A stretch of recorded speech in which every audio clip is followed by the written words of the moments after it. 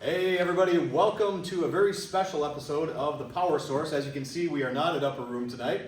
This is actually, the venue is the WhatConcert at the Wyckoff Commons. And we are here with two very special people, Brandon and Leah Monson of Presence Music.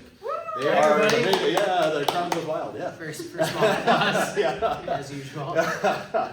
You know, it's really awesome that you came back here. I actually saw you last year. There were actually a number of people that you were with here when you were here last time. Yeah. And this time you're here with a full band, it sounds like. It was just the two of you and a keyboard last time. So this will be a little bit interesting to hear the whole group together. So kind of fun. But you came all the way from Duluth, Minnesota. Yes. So a little bit of a drive there. We know that drive. You know, it's been really interesting just listening to some of your worship music online, and by all means, I encourage people to go and search that out. YouTube is one place you can find it. I know that's where I found it. Are there other places people can find your music too? Or? We are big on MySpace. MySpace? We are on the Tic-Tics now. The Tic-Tics. Tic-Tacs, yeah. TikTok, Instagram. Yep. Our website is actually pretty Website's decent. We got best pretty one. decent traffic. PresenceMusicBand.com. Okay. Presence Music was already taken, apparently. That's actually the one I found when I searched, was Presence Music Band. Yes, that's us. Yeah, and the music is awesome. Great worship music. Too kind. And you know, I'm always curious how you got into this type of ministry. I mean, it's always something we're curious about with our guests. Is, you know, you're obviously Christian. How did you get from being a Christian into this? I mean, into this worship type of ministry? Well, I think both of us grew up with music and kind of like in our families, so you're around it a lot, right? And then I remember when I was like 15, I started serving on my church's worship team. Sure. Brandon was stealing microphones from little girls when he was 3 years old. So I did a solo in church. I did a solo in church, and I had to share the mic with this other chick. And I was Wait, told she was not very good. So sorry if she's watching this. So I apparently, at 2 or 3, decided, she was not having it. So it was more, I did like in basketball, you do like you clear your dribble. I did one of those kind of vibes. you pushed her. So I mean, it was literally, I swept. I swept the mic. You swept it. Okay. And she held on. And so this is something we should watch for tonight while you're on stage? Thankfully, we do have separate mics after that. But anyway. That's good to hear, So church worship team. We've been doing music since we were kids, basically. Yeah. That's awesome. And then, once we met each other, we were like, okay, all right, you can sing. And then, She needed somebody to do harmony. And good harmony singers are hard to find. That's very true. We're actually on a worship team too. We've been on a number of different worship teams over the year, and that is a skill. It is difficult. That is, something to develop. So, but so at what point did you actually form Presence Music? So we I think we came up with the name to just do one random retreat together as a duo. But we kind of just sat dormant for a while. But from what I remember, we go to camps. We see bands doing worship at camps. We're like, that sounds cool. Why can't I do that? Exactly, I even called one that we went to. I remember it being big Sandy camp in McGregor. We played there for years now. We love them. And they're like, hey, I mean, I sent, I don't know, a video of me singing live in church or something. They're like, oh, you're pretty good, we can do it, but like, do you have a band? And I said, absolutely I do. I don't know if that's called lying or prophesying or manifesting. Yes, it'll come into being here. So basically I committed in that moment to find one. And our Celebrate Recovery worship team was pretty good that we would lead at together. Sure. And so we poached like 3 members from there, and we did that retreat, and then we should do more of these. And are some of those members with you tonight? No, these are new members.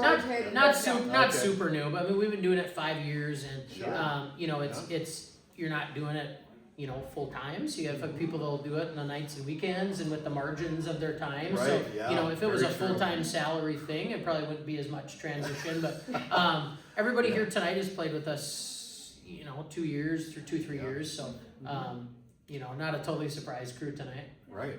Yeah, exactly. And I mean, it's really interesting, this type of a lifestyle too, because you're probably traveling a lot for this, or? Yeah, I mean, it's, especially in the summer, it's almost every weekend. I've had to tell Brandon, like, you need to stop. We are actually booked now through September. Yeah. Okay. It's a good problem to have. Then. But we've kept it now, at least starting this year. We have to have at least one weekend off a month. Usually the cold season we yeah. have 2 weekends off a month, and then the warm season we have 1 weekend off. Yeah. So, but we did 99 days of music last year with 2 young kids and with I have a regular full-time job. Okay, I was just gonna ask that because this is a full-time thing. Interesting. And everybody else in the band, does not do music vocationally. It's a lot of part-time pastors or full-time pastors, and then doing this on the side. So It's a labor of love. So part of it is we're doing mostly the Midwest. We've started to do a few fly dates, but it's 95% the Midwest, and we're really being intentional about loving this area. Well, like everybody's like, I gotta get to Nashville, I gotta get to LA or something, and I think there's definitely positives to doing that, but we really feel planted here, and we are loving the heck out of Minnesota, Dakotas, Iowa, Illinois, Wisconsin. It's been great. And it's a lot of sacrifice, like you just said, 99 days out of the year, and full-time jobs and kids on the side. Yep. So yeah, that's a lot. I mean, there's more to it than just liking music, obviously. Yeah. So I mean, what is that driving force, would you say? I mean, you're Christian, obviously. You grew up in music, so it's a comfort thing. I'm assuming, it kind of. At least with us, what I can say is it's kind of like riding a bicycle or breathing after a while. Like it just comes naturally, and you just engage. You get so much more from worship, it seems, and it's less about performing and more about what's God gonna do tonight. I love the presence of God. Well, presence music, very important. But I mean, did you have a moment along the way where you're like, this is something we need in our life? I mean, we've done a lot of shows where it's like that was the night that people came to Jesus for the first time. Or saw chains broken, addictions broken, hearts healed. I personally have a testimony of miraculous healing during a night of worship. So for me, it's like I want other people to experience that. I want people to, because we're all gonna struggle in life. Like it's gonna be hard no matter what. So I would rather see people walk through it with God than walk through it alone. There's something very beautiful, like it's the perfect definition of beautiful to see God do something, someone encounter God, especially in the midst of worship, because it's so personal, and I can think of no better thing than that, like you could earn all the money you want, doing other jobs or other things, but it's like there's something about that is more valuable than anything, and it's like at least we entered into our ministry for that very reason, and we've said this a lot of times, like if there's one person that gets saved, this will all have been worth it. Every single moment. It is so vital, and so I really appreciate hearing that, like there's more to us than just performing and putting on a show. This is like it's evangelism. We're using music as a vehicle for evangelism. Almost all. We're preaching the gospel at every event.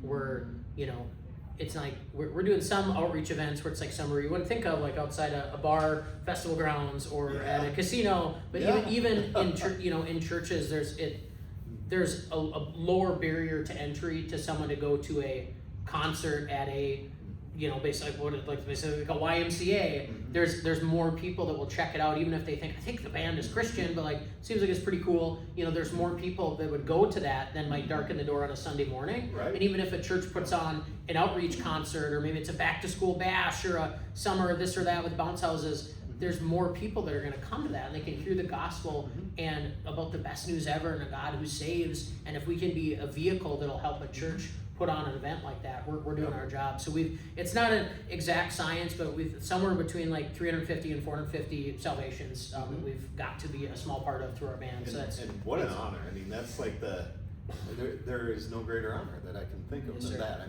It's just incredible. And it's really interesting too, because you probably, from what you described, you see a lot of different venues. Some of them have a lot of people there. Others, it's like playing to I'm assuming 30 people or something like Yeah, that yeah. sometimes. Oh, if it's under 500, we go Yeah. back home. That's funny. Yeah, and you know, and I know when we interviewed Michael Earhart this morning at Upper Room, he'd mentioned the same thing. Like, man, I've been in some really small places, and it's been some really awesome worship, you know, and I played at Life Fest or whatever, you know, and huge crowds, and it's like, you know. Our experience has been, it doesn't matter the amount of people, really. It's like, man, you get an intimate worship session with even a handful of people. If they're fully engaged, like, you can feel that presence of God in the room. It's because God's just as big, no matter what the no matter what the venue is. He's infinite. He's massive, and you know that's the same with 30 people than with 5,000 people. There you go. Yeah, and so you've actually seen that play out then. In some of the venues you've been in. We've left feeling, I guess, more full than ever from a worship night with 10 people at times than with a whole 500. You know, and it's definitely it can be a challenge sometimes to just engage. Flow with it and sometimes you're seeing, you know, the people out there, and you have to remember, like, okay, even if they don't look like they're engaged, like, this isn't about us. It's about what God is doing. And so sometimes, you do kind of feel defeated when you feel like, oh, we failed. Nobody cared. No, everybody was talking. You know, but it's like you have to remember you're doing it for the Lord, and that is it. So you know, and it's I've actually mentioned this, or we've discussed this on our show some too, or we talked about it. Where, and I hope when I get to heaven, like, God will like sit down, we'll have some popcorn and watch a film where He shows me what happened, you know, from that one meeting there, or when I prayed for this person, I'm like, I didn't really feel like anything happened, or did I waste my time talking to this person, or I prayed for this person and never saw him again, or we worshiped in this place and it was just like, man, it was just trying to plow really hard, rough ground or something, and I was like, I don't know if anything came from like the end of a movie when they're like, this is what happened to this girl, you know, they got together and now they got kids and everything's good, you know, 5 years later. 5 years later, something like that. And you know, and I think that's the other mindset you have to have as a worship leader, especially, or a pastor, a minister, whatever you're. All the above. Man, is like, you know, we could be in that room and everyone could just be sitting there staring at us like, you know. But what if there's that one person, you know, in the back row or whatever, watching it, and they remember that, and it changes their life. Something happens with them, even though you don't know it, and you never know what God might do in their life with that seed that was planted. So there was I don't remember what the show was. I think it was a night we did with a comedian in Duluth, and the show went fine. But we do quite a bit with Christian comedians. It really warms up the room for a gospel message. It really is actually really effective. But I don't remember like anybody really like, oh, did we make an impact that night? But I got this was 2 years ago. I got a message a couple weeks ago that it's somebody like up the North Shore. They're like, hey, we're coming to this show again in Duluth. I just want to let you know that my sister came 2 years ago, and she's, I don't know, 75. She came to know Jesus, and she prayed with me to accept Jesus that night 2 years ago. They didn't tell us, no, you know. I would love to hear those. Yeah, it was amazing. I was like, you gotta be kidding me. Wow. You know? So it's like, she's like, I was worried about her. She has health problems, and now it's like, I know that she's in the kingdom now because of the comedy show you did at a really small church in Duluth 2 years ago. And this was just like 2 weeks ago. Messaged me on Facebook. Yeah. I was like, because man, you don't always hear about the, you know, the positives or the success stories. You know, it's like what the 10 leopards, all 10 got healed, only one came back and said something, right? I feel like sometimes that's like God's way of testing us. Like, are you going to be obedient and continue doing this even if you don't see the results? A bunch of fruit right away. Yep. Yeah. Sometimes we are only asked to plant the seed and let Him take all the rest. That's exactly right. And I love hearing you say that. And I think that's really valuable for people watching this video too, because I know a lot of them are pastors, or they're in ministry, or they're worship leaders, or they have a heart for worship, whatever it is. And there might even be non-Christians. Actually, a lot of people that watch aren't even Christians. I know. And so this is for you. This is for you too. But But I think especially for people in ministry, it's really important to hear that, especially, someone that is in the type of ministry that you're in, doing this as, it seems like it's almost a full-time job to me. I know you say you have Feels other like jobs, it. but It's not like full-time full-time, income, yeah. Yeah. It's kind of like being a part-time pastor, it's just part-time pay, it's still full-time stress and Bingo, responsibility. Full-time Which is That's why it. I'm not a full-time, or a part-time pastor Yeah. anymore, at least not at a church, but they're wonderful. That's really interesting. I had 3 jobs, now I'm down to 2 Well, jobs. good. Hey, progress. Look at this. Yeah, it'll be full time soon. Yeah.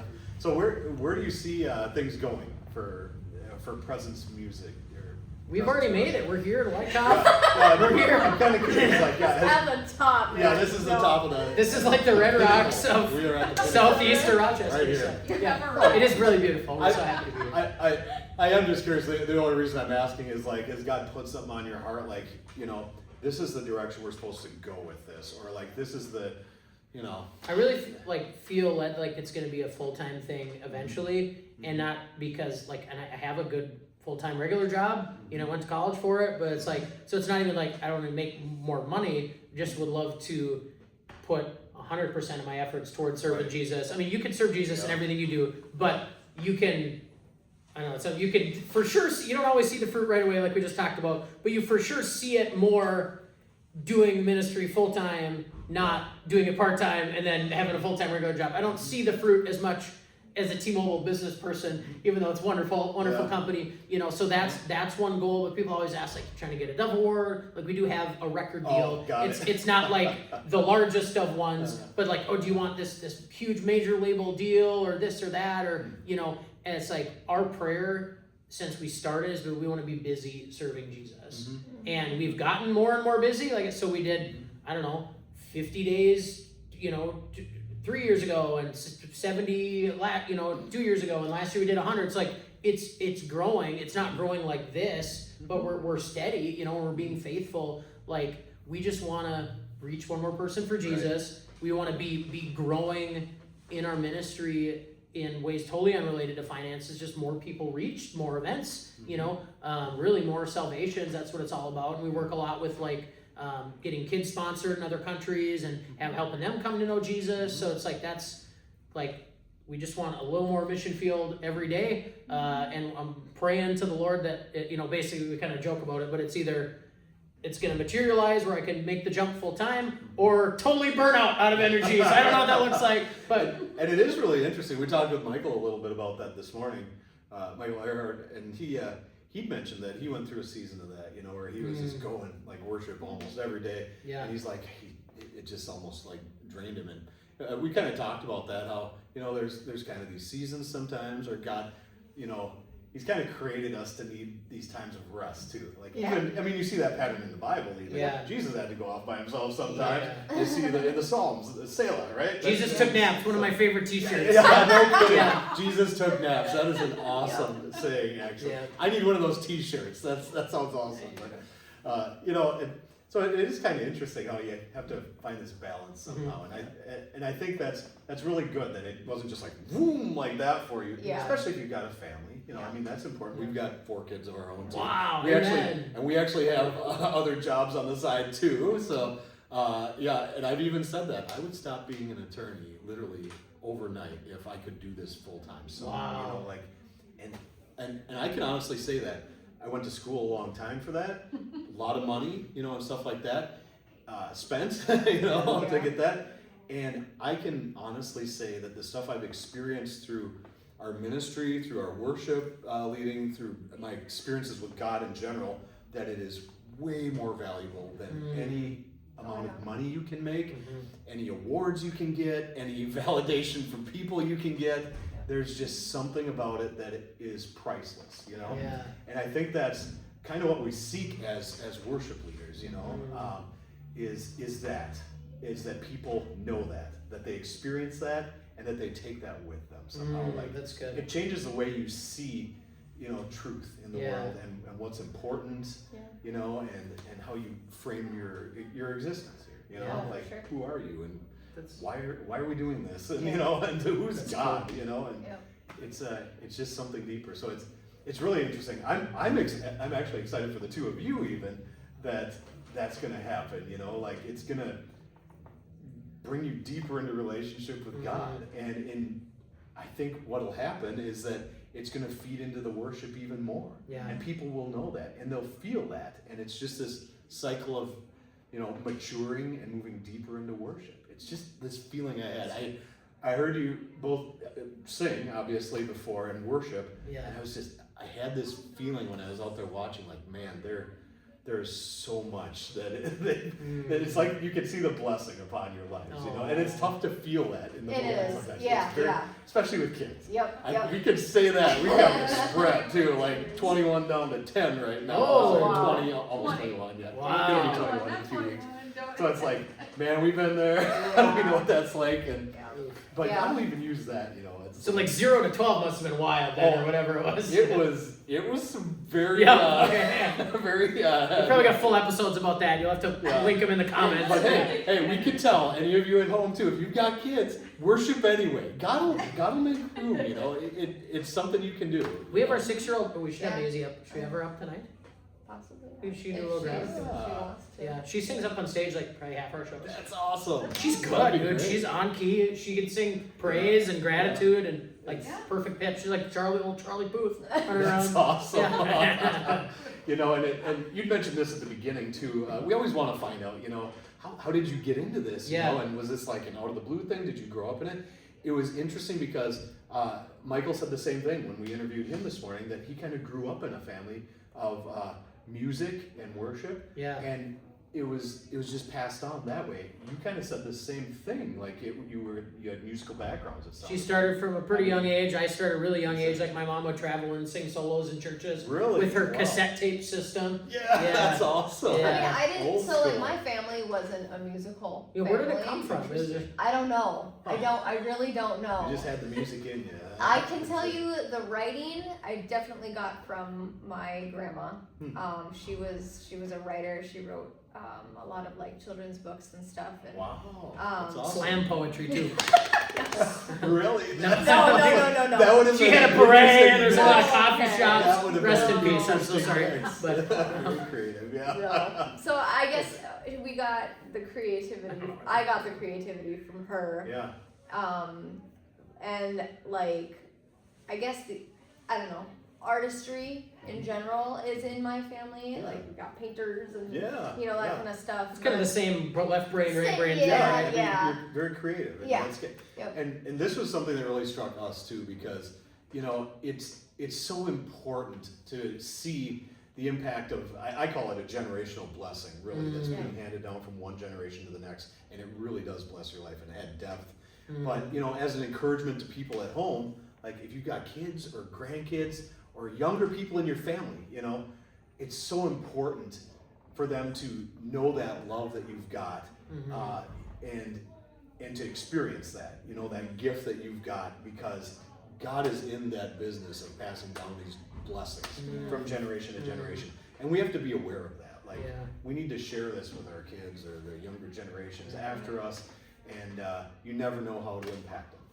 It may end up just like this, you know, like traveling around and What I'm most excited for is hopefully someday you see like Rhett Walker, or even like Casting Crowns, like people that are playing with their kids. Yes. You know, Rhett Walker plays with like this whole family, but like Mercy Me, his kid opens for him now. Casting Crowns was, but like just to be able to, we don't need to be anywhere near to that level, but just to be able to do music with, you know, if I can do music with my, you know, 6-year-old, 12-year-old, awesome? 6 years from now, and ever, you know, clunking out the keys in the background, like that would just mean the world to me. And we totally can relate to that. Do they play? Our Does daughter- someone play a little bit? Yeah, our daughter sings and plays piano. Our oldest son plays drums and piano. Whoa. And Guitar. they've and both. bass. Yeah, we need a guitar and bass for a family band. Right? You just gotta train up We the got other 2 more two. kids. Yeah. Yeah, let's see. No, Well, if you I'm run, gonna put that pressure on. if you them. run tracks, you can fill the holes. There you go. You'll see that tonight during our performance. Yeah, there you go. Yeah, so it's. There's a lot of movie magic involved. Yeah. There is something very beautiful about that, though, and we love singing,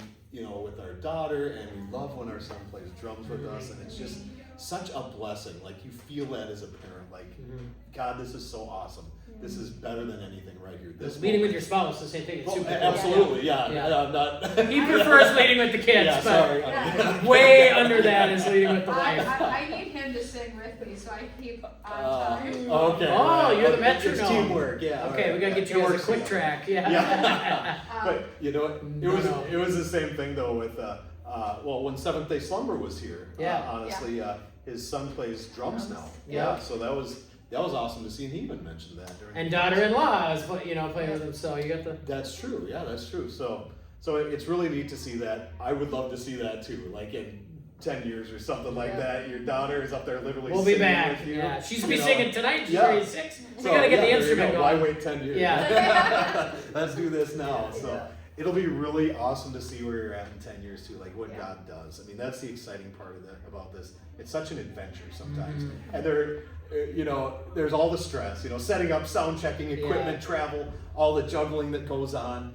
But man, at the end of the day, it's like this is it. If we can reach one person, it's worth it. We've seen so many stories of, like I said, people healed and delivered and addiction and broken, and it's we're like it's cool being in the Lord's army. It is definitely stressful and it could be a messy business, but man, it is amazing. Like, but it's I didn't say it, whatever I said, you made me think of that, but like we've just tried to stay so focused on the fact that like we can bring our sacrifice or our gift to the altar, but we can't bring the fire. All the whatever scrap of talent or whatever effort that we have, we can't bring the fire. We can't save, we can't save souls. We can't make an impact in an eternal way. That it is God that brings it. So partially that's freeing, because it's like I'm gonna give my little 5 loaves and 2 fish, and even if I had a whole basket of loaves and fish, I can't feed 5,000 people,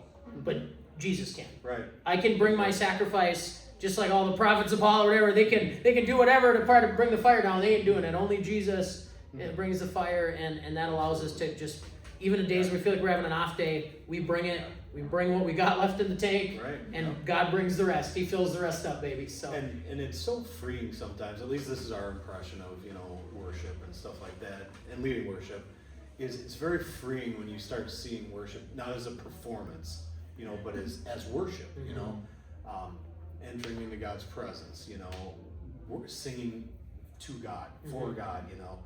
Bringing a joyful noise. Yeah, exactly. Bring a joyful noise is what she said. We'll see if it's joyful tonight. We'll do our best. We might miss a chord, but at least for us, it's like it's okay if we miss a chord or a note or it's not perfect or whatever, because God will do something with it. Amen. That's exactly, I think, our thoughts on it too. So I'm getting the signal that the doors have opened. God's in the midst. God's in the midst too. Yeah. She also showed me the time. I know we don't want to go too far beyond the time here. Is there like orchestra music that swells or what? Yeah, we'll have to put that in there. Some orchestra. But the doors have officially opened, so I'm sure there's stuff to do out there preparation-wise for the two of you. So we don't want to keep you too long, but for our audience at home or people that might be watching this a month from now, a year from now, 5 years from now, is there anything that you would want them to know about worship in general or music or God? Oh yeah, just end with the largest, most open-ended. And no rush on this. It's just more. There's lots of things to share. I don't know. What we try to portray in all of our shows is, we are pretty open about, like, I'm a person that's in long-term recovery from alcohol. I'm 9 years sober. My wife has dealt with depression and thoughts of suicide, PTSD. Like, we are a living proof and a living testimony that no matter how deep the wound is or how big the scar is, we serve a God that's in the business of redemption and restoration and making all things new. And you could be listening to this singing, well, he doesn't know what I've done or where I've been or what was done to me. That our God is so big and so loving that even if your past or your sins or whatever are as red as blood, he will wash you as white as snow, and there's no hurt too big for him to heal. And that's our Found in the Hurt song is what we're ending on tonight, and we hope people hear that tonight, and we hope people listening believe that there's a God that'll walk you through the hurt, whatever it is. That is awesome. And we can tell you from the 2 years of testimonies that we've had on our show, literally every week, not a single one of those persons that has been on there haven't gone through something, you know, at some point. Yeah. And that's the takeaway from this. I think people have for a long time had that wrong impression, like, oh, you know, I've messed up too much. I'd feel weird in a church. Lightning's gonna strike me or something. I haven't seen it yet. It's like, Yeah. man, look at who Jesus hung out with. These were normal people. These Yeah. were not the Pharisees that he hung out with. We got a song you about know? that too, called Do you In really? Other Words. Yeah. Look up Yeah. these songs, by the way, Yeah. too. Like In the Hurt and Found in the Hurt, Found In Other Found- sorry, Words. Found in the Hurt. Yep. So look those up. You can find them, like we said, so in a On number of different MySpace. places. Yep. Yeah. Yeah. So look those up, and this is just awesome. I'm really looking forward to the show. And by the way, you know, what concerts? These have been a couple times a year now for a number of years. So Twice? yeah, twice a year. So watch for more what concerts. Hopefully they'll be back again here with their daughter. Yeah, it's planned, yeah. Or you can probably go on their website. PresenceMusicBand.com. There we and go, see yes. where they are the next weekend. Yeah. Yes, Go check which them it out. is every weekend or Yeah. pretty close. Go check them out. Yep. So, well, this has been awesome. Thanks for being on the show. Bro, this has been And- amazing. Yeah, and looking forward to the worship session tonight. Our kids are going to be here, and so want them to catch this as well. So. You'll have to report back next week and let them know if we're any good or not. Probably not. Don't tell us if we were bad. Yeah, there you go. Get edit that out. they definitely don't have a filter sometimes. So yeah, they'll let us know. This so. has been so fun. Hey. Thank you so much. Thanks much. Yeah. Bye, be everybody. blessed, yeah.